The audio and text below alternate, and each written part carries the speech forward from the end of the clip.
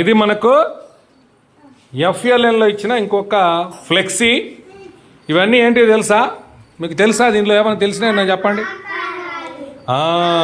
ఆకారాలు. Very good. Samosa ఆకారమా? Okay. మరి సమోసా ఆకారం అంటే ఏం ఆకారం అది? దాన్ని త్రిభుజము అంటారు.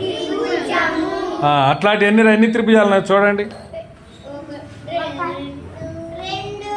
2 3 1 ఇదిగో 2 3 4 5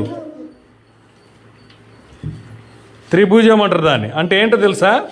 ఇదిగో ఇట్లా గీతం చూడండి. ఇదిగో ఎన్ని గీతలు ఉన్నాయి దీంట్లో? 3 గీతలు అంటే ఇట్లా చూపించాలి. ఇదిగో 1 2 3 అట్లా 3 గీతలు ఉండి అంటే అది త్రిభుజము. 3 గీతలు ఉంటే త్రిభుజం అన్నమాట.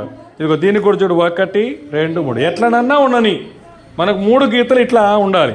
మధ్యలో గ్యాప్ ఉండకూడదు. మళ్ళీ మధ్యలో గ్యాప్ ఉండకూడదు. ఇక చూడు ఇట్లా గీసి ఇట్లా ఉండి ఇట్లా ఉందనుకో ఇది త్రిభుజం కాదు. ఇట్లా సందు ఉండకూడదు అనమాట. సందు ఉంటే త్రిభుజం కాదు. ఇది కలిస్తేనే మళ్ళీ ఇట్లా కలిస్తే కుదరదు. గీత చక్కగా ఇది కాదు, త్రిభుజం కాదు. ఇట్లా చక్కగా ఉండాలి. గీత చక్కగా ఉండాలి. ఎట్టనైనా ఉండొచ్చు, ఎంతైనా ఉండొచ్చు. ఇప్పుడు ఇది త్రిభుజము, ఇది కాదనమాట. అర్థమైందా? అట్లా కాబట్టి అన్ని చక్క గీతలు ఉంటేనే త్రిభుజం. ఇవన్నీ అట్లా చక్కగా ఉంటేనే. నెక్స్ట్ ఇప్పుడు ఇవన్నీ చూడండి 3 ఉన్నాయి. ఇవన్నీ 3 గీతలవే త్రిభుజాలు అంటారు వీటిని. ఇక్కడ చూడండి ఎన్ని గీతలు ఉన్నాయో? 4 గీతలు. 3 ఉంటే త్రిభుజం అంటాం, 4 ఉంటే చతుర్భుజం అంటారు. ఏమంటారు? చతుర్భుజం.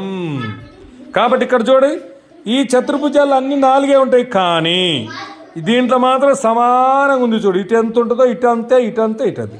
ఇది చతురస్రం. ఇది 5 భుజాలు ఉండేవి చూడండి. వీటన్నిటికీ 5 భుజాలే ఇక్కడ వరకే. అంటే దీన్ని ఏమంటారు? పంచభుజి.